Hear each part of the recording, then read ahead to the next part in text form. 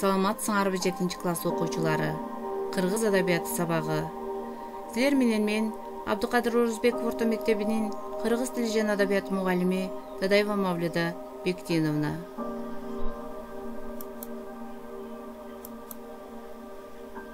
Алгач сабагыбызды эрте жазда эң биринчилерден болуп кандай гүлдөр ачылат деген суроо менен баштамакчымын.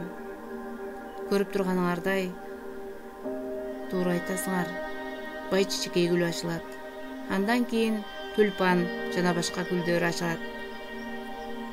Тюльпан гүлүнүн жана байчичекей гүлдөрүнүн ачылуусу менен жерге жан кирип, жаратылышка кооздук кирет.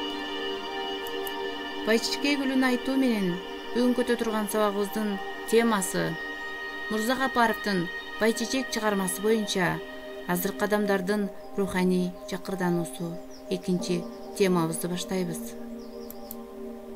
Бүгүнкү өтө турган сабагыбыздын максаты Мырзагапаровдун Байчичек чыгармасындагы каармандын руханий жакырдануусу жөнүндө маалымат аласыңар. Сынчыл ой жүгүртүп каарманга өз баасын берүүгө калыптанасыңар.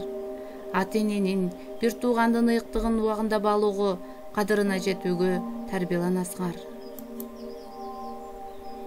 Максатыбыз өз жыйынтыгында күтүлүүчү натыйжаларга ээ болуш керек.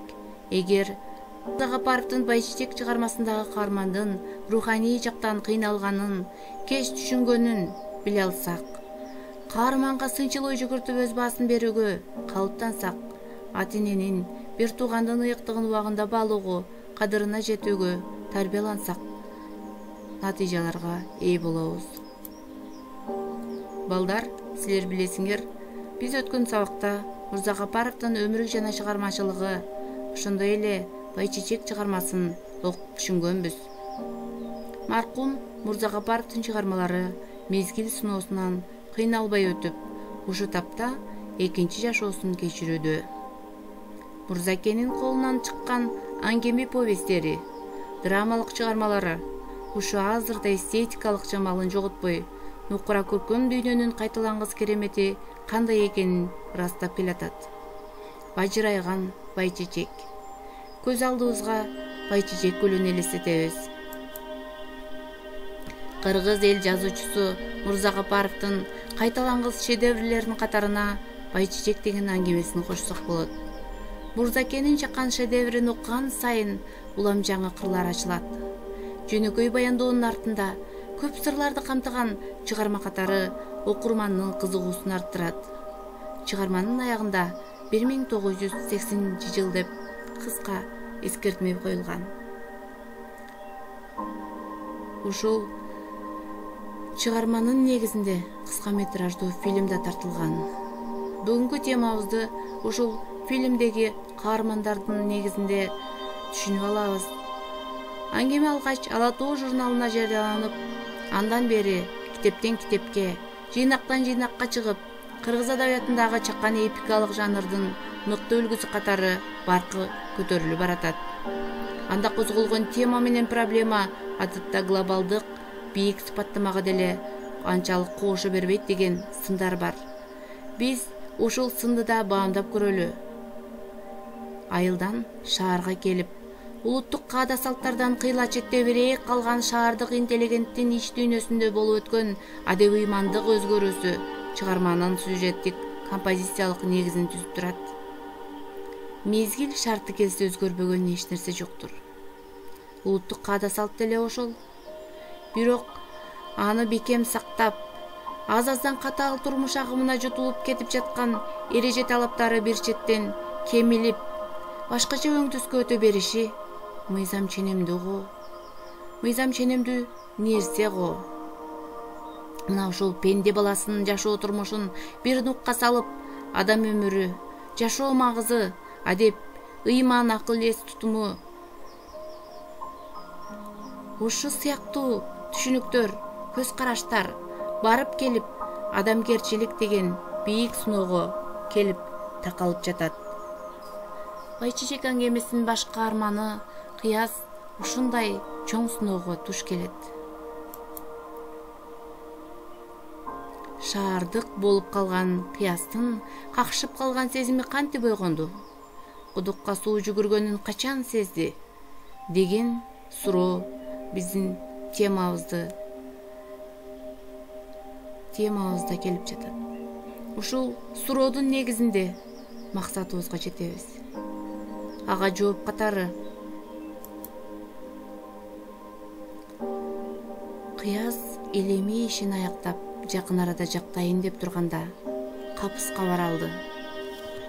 Түнү уккан кабары тайенесинин оор абалда жатканын угуп, элеми ишин шылтоолоду.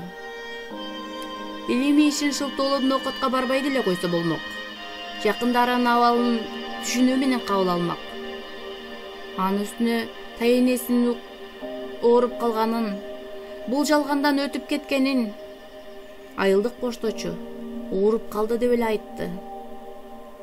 Адамдын өмүрү, адамдын өлүмү деген бул улуу нерсе да.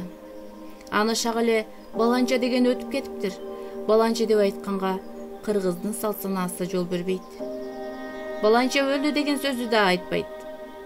Бул дүйнөдөн көчүп кетиптир, катуу болуп калыптыр деп башкача айтат.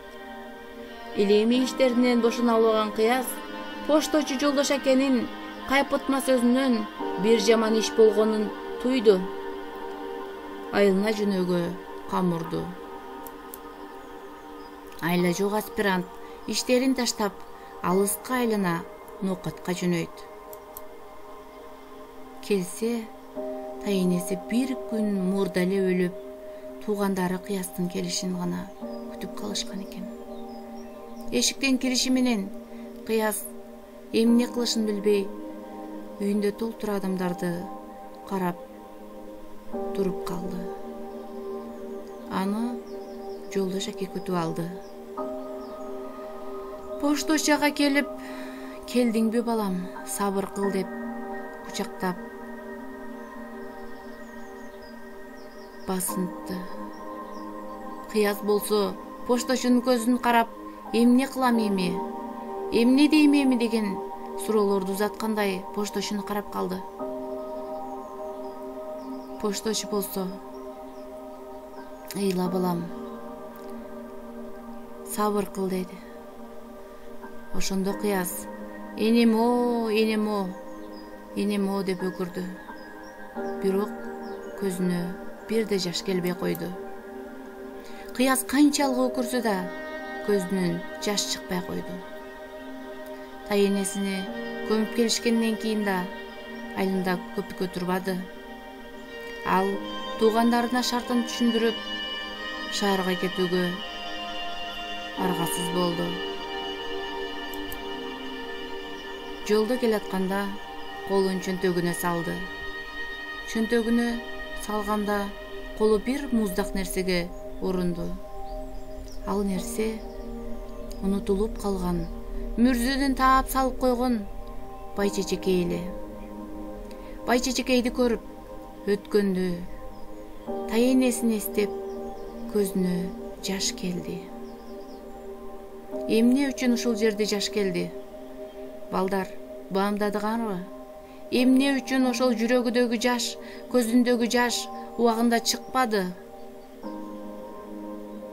Силер байкап көргүлө. Ушул суроонун негизинде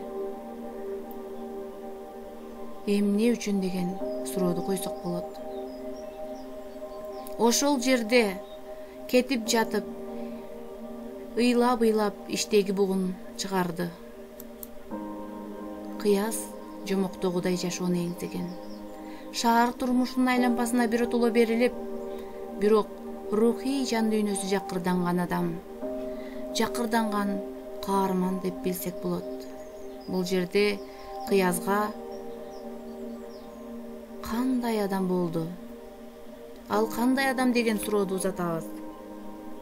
Силер баамдап, дептериңерге аны мүнөздөп жазгыла. Кыяз кандай адам? Кыязды мен жакырданган адам деп ойлодум. Эмнеден жакырданды? Ал айылдык болуп туруп шаарга кетти. Жомоктогудай турмушту эңседи. Бирок ошол турмушунда жакшы жашады, бирок Бирок айылга бир жолу эле келчү.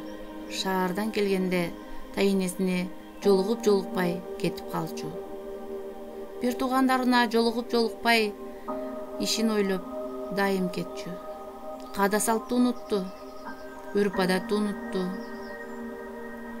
Ушу жерде гана Кыяз бардык өзүнүн башынан өткөнүн эстеп, жан дүйнөсүн